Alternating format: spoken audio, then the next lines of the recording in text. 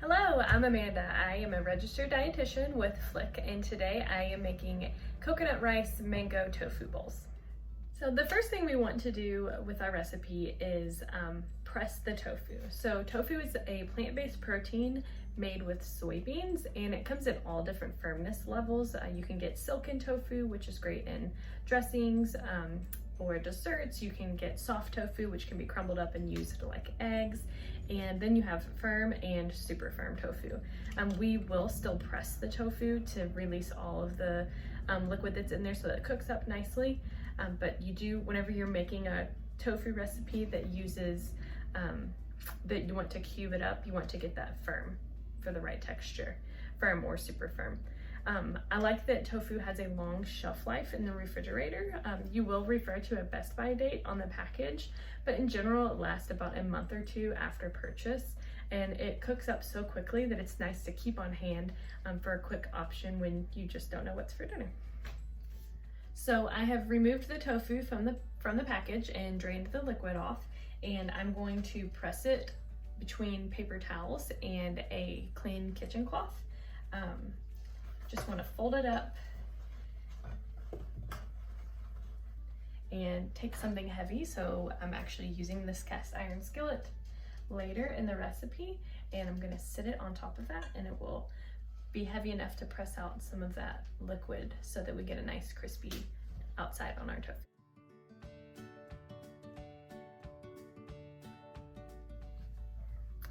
So next I'm going to put together the coconut rice, and the rice that we're using in this recipe is a long grain jasmine rice, and it's a little fragrant, and it's typically used in Asian dishes. I'm also using canned coconut milk. Keep in mind that you want to purchase the canned version, not the beverage version of coconut milk. Don't get the sweetened kind. There are unsweetened options, and make sure not to purchase coconut cream. You want the milk and the solid fat part. You will shake up the can before opening it just so that everything emulsifies. Coconut milk is also high in saturated fat. I feel like because the rest of this recipe is not very high in fat, that this is fine to use in the recipe or in the rice, just as a nice balance.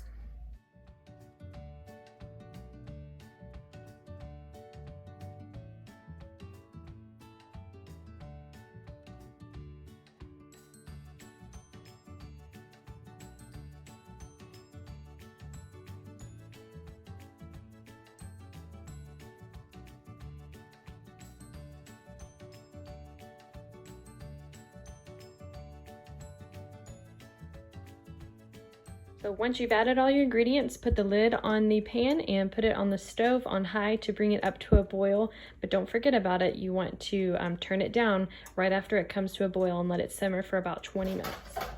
So the coconut rice has been on the stove with the lid on, and it has come up to a boil. So now I'm going to turn it down to low, stir it so it doesn't stick to the bottom, and I will replace the lid and let it simmer for 20 minutes.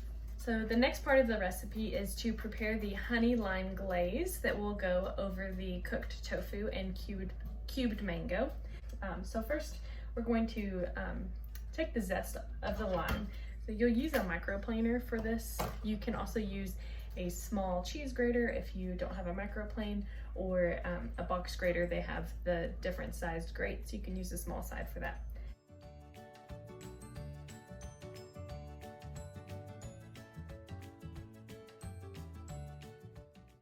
I can go ahead and zest some lime. You want to make sure that you don't go too far into the white pith. That part is pretty bitter, but you do want to zest the entire lime. Keep your fingers back so that you don't shred them. I would know from experience. So you can purchase lime juice at the grocery store already juiced, and it's a great option to keep on hand, but you cannot get pre-zested limes. So it's nice to keep this citrus fruit on hand for that reason. So So I've put all the ingredients together for the glaze that will go over the cubed cooked tofu and mango. But I also wanted to point out that I have my recipe hanging behind my cabinet. I tend to make a giant mess whenever I'm cooking on the counter, so it's nice to get it up off of the mess and right in front of my face. So make sure you check on your coconut rice sporadically, as it likes to burn to the bottom of the pan. Just stir it to get it up off the bottom. So next I'm going to cube the mango. So usually at the grocery store, your mangoes are going to be very hard and not ripe. And you want them to sit at room temperature for a few days to ripen. So you want them to have a nice give. The same thing goes for avocados. They love to sell them unripe, and when you bring them home, just put them in a paper bag or sit them in the cabinet or out on the counter and let them ripen at room temperature. Once they feel nice and soft, you can put them in the refrigerator for a few days and they'll last a little longer. So they are a little finicky, that is true. However, they are totally worth it.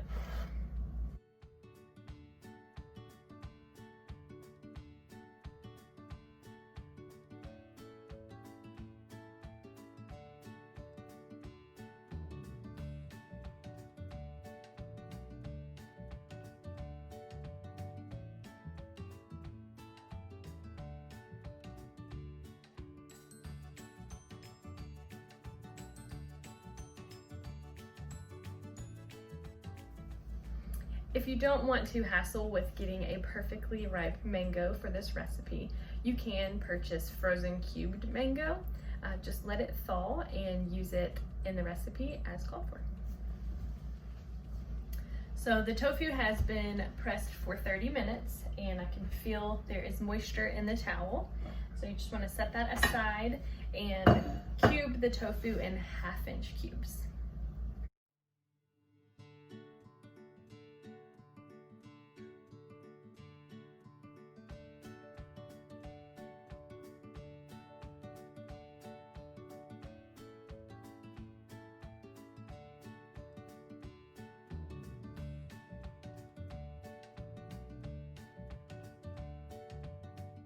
So next we're going to take the cubed tofu and put it in a bowl.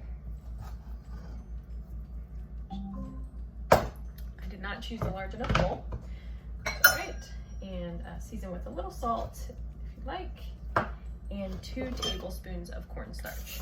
Now this will adhere to the outside of the tofu, and when we fry it in the frying pan, it will create a nice crust on the outside.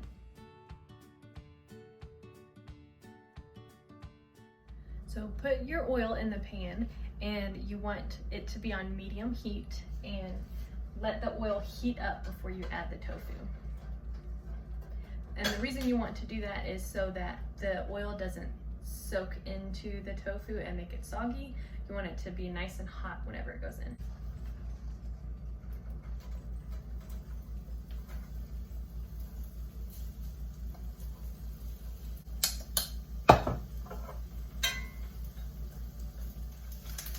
So when I'm cooking, I like to put all of my food scraps in a separate container, and then I'm able to take them out to the compost in the evenings. Each day I probably have 1 or 2 of these filled up from all of the scraps from the fruits and veggies that we eat at home. And it's nice because over time it will create a nice rich soil to put in my garden.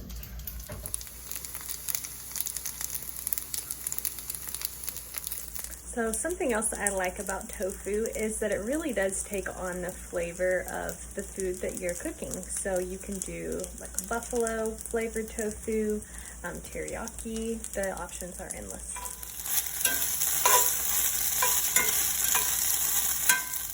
So now that the tofu is cooked and crispy, I am going to add the glaze to the pan. And it will thicken. Remember, we added cornstarch to the pan. So once it thickens to a glaze, you will add your tofu and mango back into the pan and let it coat until it's nice and shiny. So here comes the fun part where you get to build your bowl. So take a little bit of rice and put it in the bottom of your bowl and top it with the tofu mango mixture.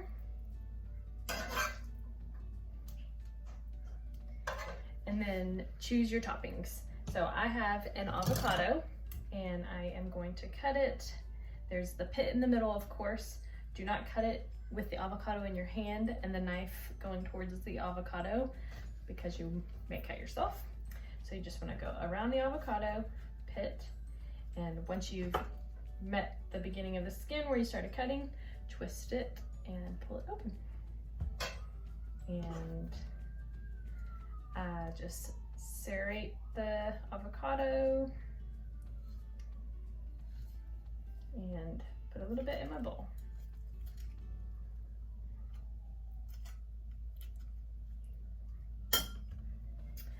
Next I'm going to slice up a little raw red pepper. I like the difference in texture from the raw veggie to the cooked meal.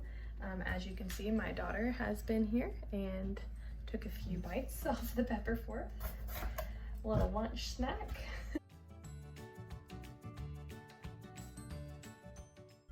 I like that the red pepper adds a little bit of color to the plate as well.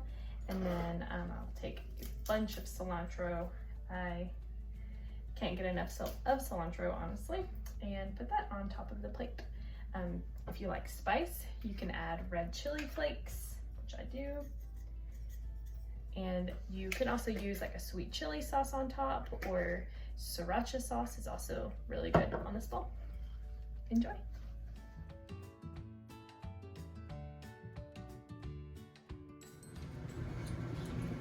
Yummy.